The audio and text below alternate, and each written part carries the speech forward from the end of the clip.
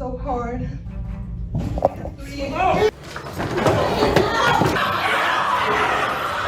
Imagine sitting in court as a grieving mother steps up to the podium, her voice trembling as she tells the man who stole her child's life exactly how much she hurts. And he just sits there, stone-faced. What happens next will make your jaw drop.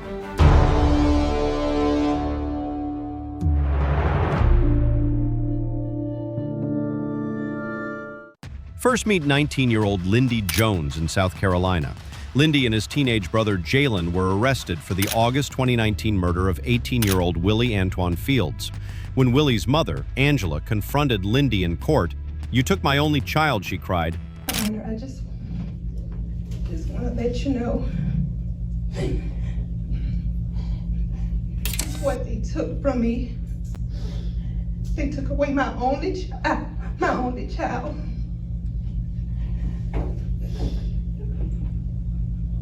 It's been so hard. Willie's father, overcome with grief, lunged at Lindy again and again before officers pulled him back. It's been so hard.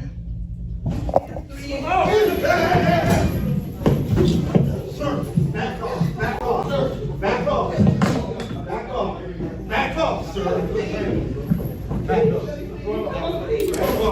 Did you ever think a mother's anguish could fuel such fury?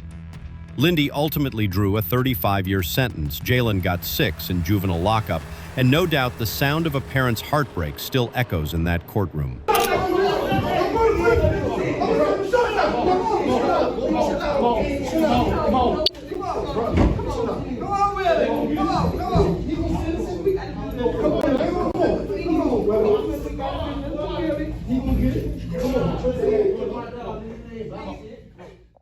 Next, in a courtroom brawl that rivals reality TV,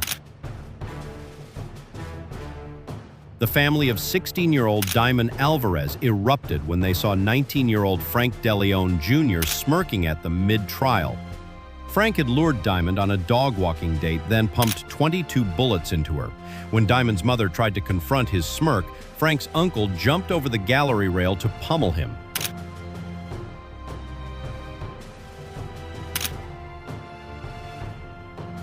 Frank's mother then lunged at Diamond's mother.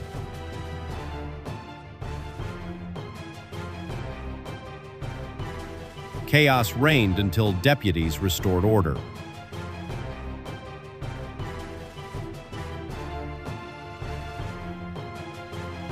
They all agreed it was wrong, but when you see your loved one's killer grin in your face, what sane person wouldn't flip out? It was wrong of me. That was wrong of us because we're not monsters. But it's so much hate because I want my daughter back. And what he did it was horrible. Seeing my daughter there and looking at him that he did that and he's laughing in my face. It was very wrong and I'm so sorry for that. Frank took a plea and drew 45 years. Then turn your gaze to Utah, where the sentencing of Tristan Lamoureux got a little too personal. Tristan, accused of fatally shooting his 19-year-old wife Misty, sat deadpan as Misty's brother Jason delivered a gut punch of an impact statement.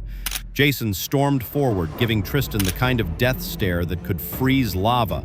Deputies had to step in before Jason could remind him that murder has consequences.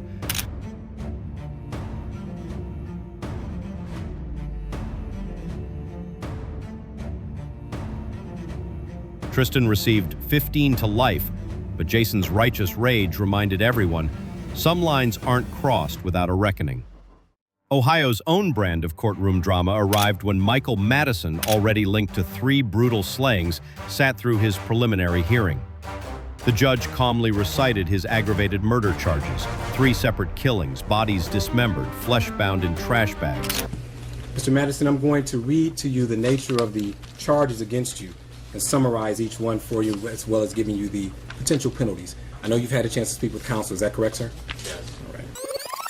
In the first charge, you're charged with aggravated murder in violation of Ohio Revised Code 2903.01. It states that on or about the 22nd day of July, you did purposely cause the death of an unidentified female while committing another felony.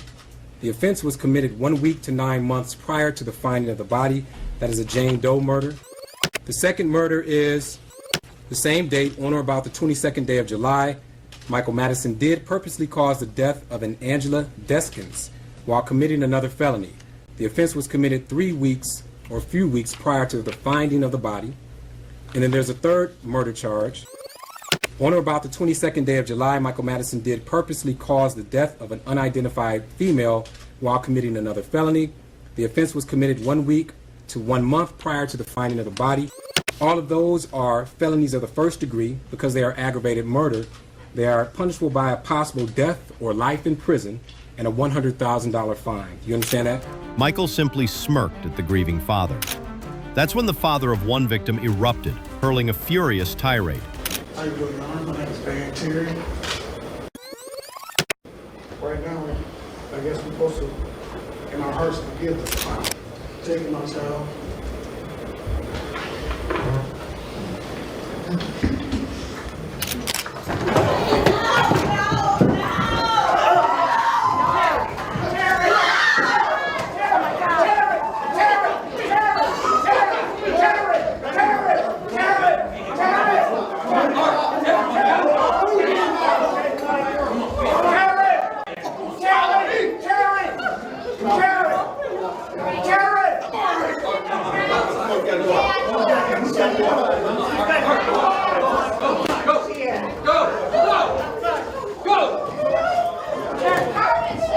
You're a clown, a monster. You'll die in prison.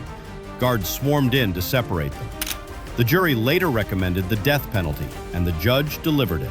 I am struck by the sheer inhumanity of what one human being can do to not one, but 3 human beings. It is incomprehensible. You cajoled, lured, and deceived Shatisha Shealy, Angela Deskins, and Sherelda Terry to your apartment for your depraved purposes. You went on to abuse the corpses of these 3 victims. You stripped them from the waist down. You folded them in half, binding them so that their feet were up by their ears. You wrapped them in multiple layers of trash bags, and you discarded them. Upon consideration of the relevant evidence, the testimony exhibits admitted in mitigation, it is a judgment of this court that the aggravated circumstances of course of conduct, felony murder, kidnapping, felony murder, of which the defendant was convicted, outweigh the mitigating factors by proof beyond a reasonable doubt. Accordingly, the sentence of death is imposed upon the defendant, Michael Madison, on counts 1, 4, and 7. Was there ever any doubt justice had to be served? In Buffalo, the sentencing of Peyton Gendron, who massacred 10 black shoppers in a Tops grocery store, God, he shot so many people in there, turned into a showcase of raw, heartfelt impact statements. While I was writing this, tears fell from my eyes. Thinking about what a beautiful person you took.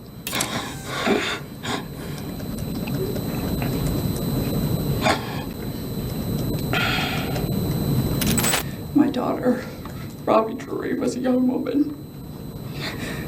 She was not married. She had no children. She never will. Robbie was our youngest daughter. When people ask, how many children do you have?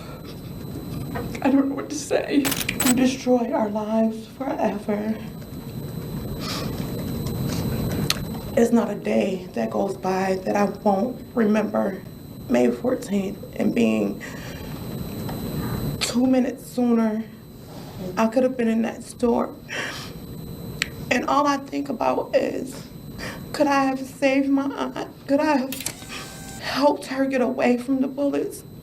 Or could my mom be suffering more and lose her daughter, her granddaughter, and her sister? Family after family stepped up, tears streaming, describing lives forever shattered. When Barbara Massey called out, "I want to choke you with my bare hands," the tension could be cut with a butter knife. My name is Barbara Massey. I'm Catherine Massey's sister. You killed my sister. Kat was an aunt. She was a great aunt. She was a cousin. She was a friend. Kat said she was a committee of one. There's nothing Kat wouldn't do for people. I want personally to choke you and leave my fingerprints on your neck because it was unnecessary. You leave 200 miles to come to Buffalo. You don't even know any black people. I want to choke. You better think those places. You better think cops. Thank y'all for protecting me because I will hurt you so bad. You have made me sick. You got my family crying. I miss my sister every day. You don't like black people. Man, you don't know a damn thing about black people. We're human. We like our kids to go to good schools. We love our kids. Yet decorum held, barely. We never go in no neighborhoods and take people out. Don't do it.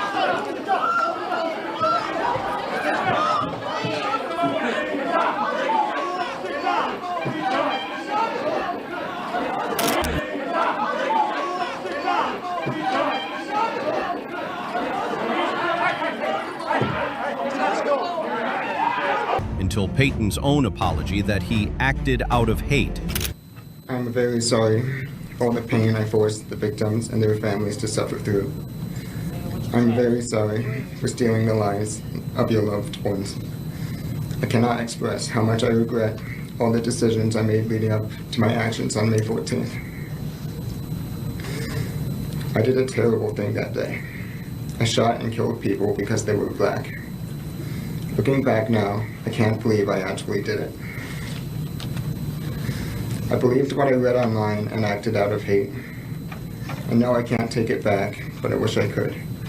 And I don't want anyone to be inspired by me and what I did. You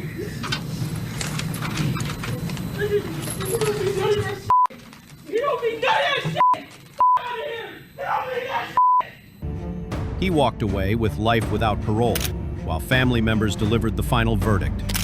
The damage you have caused is too great, and the people you have hurt are too valuable to this community. You will never see the light of day as a free man ever again. It is the judgment of this court for your conviction under the first count of the indictment, a domestic act of terrorism motivated by hate in the first degree, an A1 felony, that you be sentenced to life imprisonment without parole. A community's pain that will last lifetimes. Michigan State's infamous sports doctor, Larry Nassar, faced his own reckoning. As victims, some as young as 9, took the stand. I get it. Why didn't she say something if she was feeling violated in any way, shape, and form? There was no communication. Okay. Do you ever get aroused during these exams? I shouldn't be getting during an exam. Right. Well, this is why I'm talking to you about this, because this young girl and her mother both observed this on more than one occasion during treatment. If there was arousal, it's you know, I mean, like, it would be because of whatever, I don't know, but I'm not trying to, you know, I mean, I don't know. Well, I don't know. When you're a guy, sometimes you get. Their parents sat stone-faced, bracing themselves. I am Jessica Tomashow, also known as Victim A. I was sexually assaulted by Larry Nassar when I was 9 and 12 years old. You broke and shattered a lot of girls. You manipulated us to trust you because you're a doctor, and doctors do no wrong, only heal. You are not a healer. One mother begged the judge for 5 minutes alone with him, just 1 minute.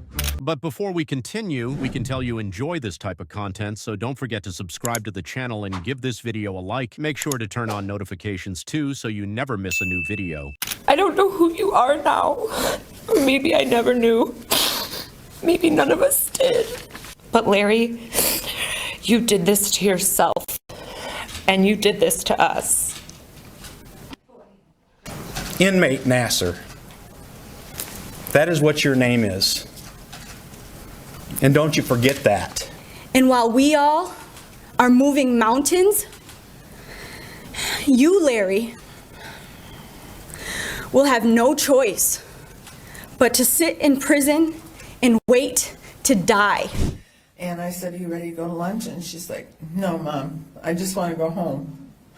And I said, what's wrong? Are you in pain? And she said, Mom, I just want to go home. And I said, okay. So we got in the car and I said, and she started bawling. And I said, Chelsea, tell me what's wrong. And she said, Mom, he put his and they weren't gloved. And I said, Chelsea, I was right there in the room. And she goes, you couldn't see what was going on, Mom. And she said, he hurt me. In 2009, she took her own life because she couldn't deal with the pain anymore. It'll be 10 years in March. I would ask you to, as part of this sentencing, to grant me 5 minutes in a locked room with this demon. Would you do that? That is not. Yes or no? No, sir. Would you give me 1 minute? You know that I can't do that. That's not how it is. Well, I'm going to have to get something out.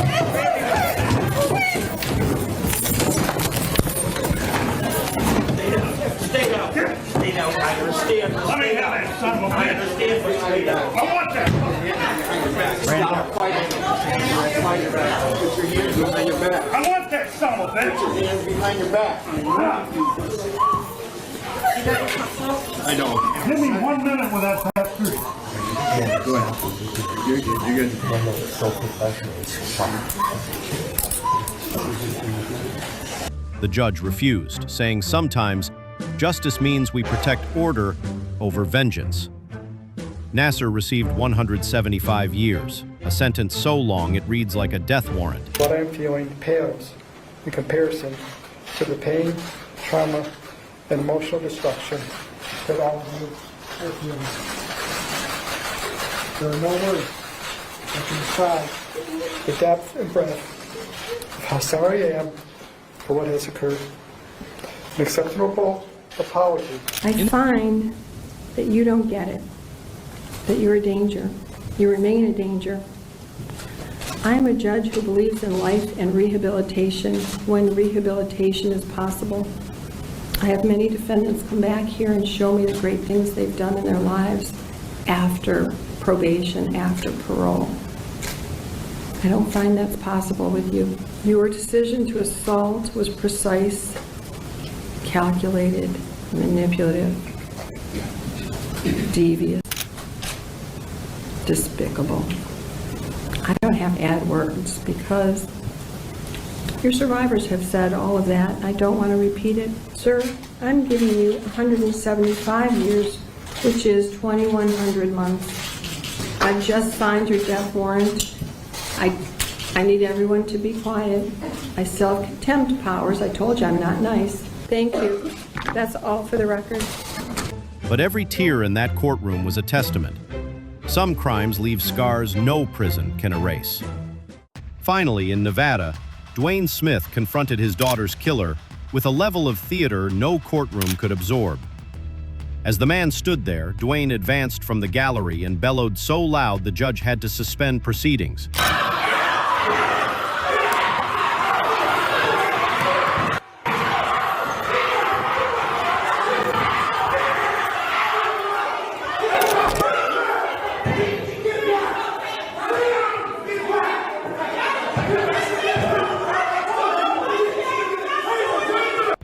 The session was rescheduled, and this time, Dwayne's aunt got her licks in. When we saw him, his faith, we felt it was so much emotion due to a flashback of how he just killed my niece. Unleashing a tsunami of "how could you" that left the defendant cowering. Through all these cases, one question keeps coming back. When the system's calm veneer cracks, do we condemn the rage, or do we empathize with the wrenching heartbreak behind it? Smash like if you feel the fury of these families. Subscribe for more courtroom showdowns that redefine justice, and comment below. Which outburst shocked you the most? Because sometimes the wildest moments happen when we least expect them.